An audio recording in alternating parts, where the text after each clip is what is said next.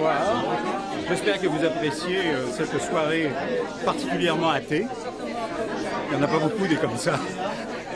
Et nous avons même des familles athées. Viens voir le...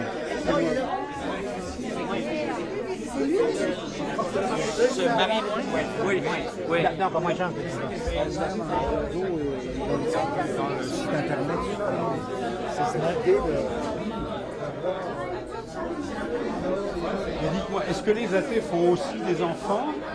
Les athées font beaucoup d'enfants. Ah oui, oui, oui. Beaucoup de choses ont déjà été dites.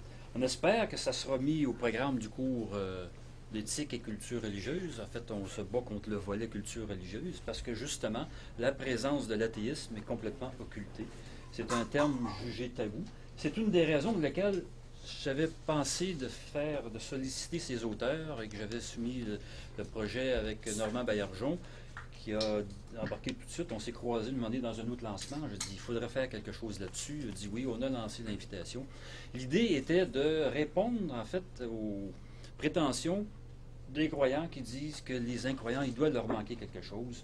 Vous ne pouvez pas être heureux sans Dieu. Encore une émission de radio lundi avec Isabelle Maréchal, qui est une des auteurs du volume, qui s'est excusée parce qu'elle avait vilain rhume. Pendant qu'on discutait, les gens écrivaient, envoyaient des messages, et puis il y en a qui disaient, bon, les athées sont des égoïstes, les athées sont superficiels. J'ai entendu pire que ça. Normand Baillargeon était à Franco Nuovo lundi, pas lundi, mais samedi. Et puis, qu'est-ce qu'on a? Un théologien dit qu'on est plus heureux avec Dieu. Mais comment peut-on dire une chose comme celle-là? S'il y en a qui ont besoin de Dieu pour être heureux, bien tant mieux pour eux. Personne n'a envie de leur enlever. Mais c'est pas parce qu'on s'est affranchi de cette façon de voir les choses qu'on est malheureux, qu'on est déprimé, qu'on est suicidaire. On est heureux. Moi, je ne connais pas d'athée qui soit suicidaire parce qu'il serait athée. Ça n'existe pas. Enfin, il y a des suicidaires chez les athées comme ailleurs, mais c'est pas parce qu'ils ne croient pas en Dieu qu'ils vont se suicider. Il y a d'autres raisons que ça. D'ailleurs, les croyants devraient souhaiter la mort au plus vite, puisque le paradis pour l'éternité les attend. Alors, il y a beaucoup de préjugés à l'égard de l'athéisme, mais j'en ai entendu encore un pire. Et c'était une théologienne, collègue de Boer, qui dit que le manque de culture religieuse peut rendre fou. Je le cite mot à mot. Alors, c'est pas rien, là. Alors, on a quand même des choses à rectifier. Il y a beaucoup de choses à rectifier. Et c'était l'idée, donc, de dire au public et à ceux qui ont ces prétentions. Il y a des gens autour de vous qui sont athées, des gens que vous voyez tous les jours à la télévision, vous entendez à la radio, que vous voyez dans des spectacles qui sont des écrivains, des écrivaines, et qui ne pensent pas nécessairement de façon religieuse. Ils n'ont pas ces références dans leurs valeurs et vivent très bien. Donc, c'est le principe du coming out. Il y en a pour qui ce n'est pas un coming out, l'expression même a fait la sortie de placard en étonne même parmi les auteurs, mais parce qu'ils ne se sont pas nécessairement toujours, ils disent ne jamais avoir été dans le placard. Par contre, il n'y a jamais eu non plus de sortie collective, publique d'un groupe comme ça qui dit non, nous, on a fait une affirmation, on n'a pas de religion, on est athée, incroyant, agnostique. En fait, les termes sont nombreux et chacun a choisi celui qui lui convient. Mais c'est ça n'a jamais été fait, alors qu'il y a une surabondance de volumes sur les témoignages d'expériences spirituelles, de cheminement spirituel, de rencontres avec les anges, communication avec les anges, tout ce qui est astral et nouvel âge, ça abonde. Alors que là, on a de la matière à donner aux théologiens, aux anthropologues qui veulent analyser qu'est-ce que vivent les athées. Alors, c'était ça la raison derrière. On ne vous cachera pas qu'il y a des sujets plus faciles que celui-là à traiter. On a sollicité une 50aine de personnes pour en avoir finalement 14. On a refusé personne.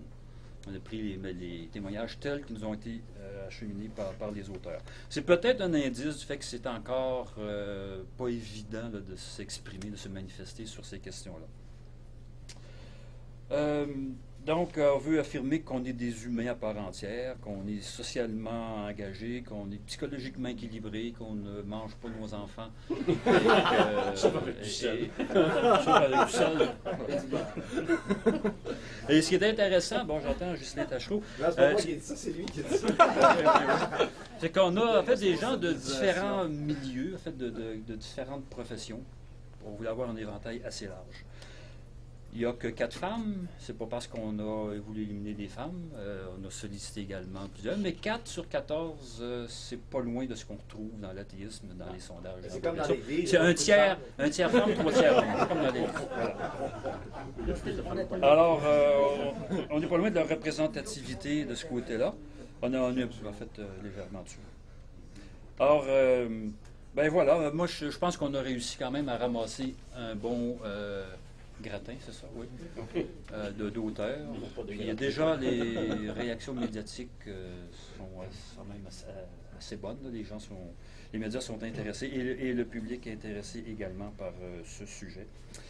Je voudrais, tout le monde ne se connaît pas, même parmi les auteurs. Là. Alors, peut-être, je voudrais vous les présenter rapidement. Je ne lirai pas la description de chacun, mais par ordre alphabétique. Normand Baillargeon, ici. Donc, professeur de philosophie de l'éducation à l'UQAM, c'est ça. Daniel Barry. Moi, je suis journaliste à l'Université de Montréal. Je suis anthropologue de formation. J'ai quelques productions parallèles à ce que je fais à Forum, ailleurs dans d'autres revues plus spécialisées. Cyril Barrette, professeur de biologie, Université Laval, ici présent, donc il est venu de Québec expressément. Arlette Couture, je crois qu'elle n'est pas... Elle est arrivée? Bon, bonjour Mme Couture. Ça fait longtemps? Alors, une auteure bien connue, auteure de Téléroman, en fait, on connaît tous les filles de Caleb. Louisette Dussault, comédienne, et puis Moment, et puis La Souris Verte, encore ça reste. Là. Elle nous en parle de La Souris Verte, d'ailleurs, dans sa présentation. Hervé Fischer, que j'ai pas vu. Il se cache en arrière. En fait, il se présente comme artiste et philosophe. C'est un des auteurs les plus prolifiques. Ah, dites-moi. Hein? Je le sais. Bon. Louis Gendron, journaliste à Actualité, dont on a pu lire déjà les grands extraits de son texte dans le dernier numéro d'Actualité. C'est pas ma faute. On n'a rien contre, ça a fait une belle publicité. Louis Gill, professeur d'économie, Université du Québec, militant syndical. Yves Gingras, qui nous a quittés parce qu'il y avait un cours, il était là au début, il y avait un cours ce soir. Professeur en histoire des sciences, il est physicien de formation, qu'on entend souvent à l'émission de Yannick Villedieu, aux Années-Lumière. Et il y a pour ça Lonziac Yannick qui était sur la liste, mais là je te devance, par ordre alphabétique. Donc journaliste scientifique aux Années-Lumière et c'est ça. Yves Levert, ici. Professeur de cinéma, d'histoire du cinéma au Cégep. On le dit, oui, je pense que ça doit être mentionné, ancien jésuite, donc on a des gens de tous les horizons. Isabelle Maréchal, qui s'est excusée, comme je l'ai dit tout à l'heure, pour son rhume, journaliste, comédienne, éditorialiste, animatrice. Martin Petit, bien connu, humoriste. Il dit ici humoriste de scène et blogueur indépendant.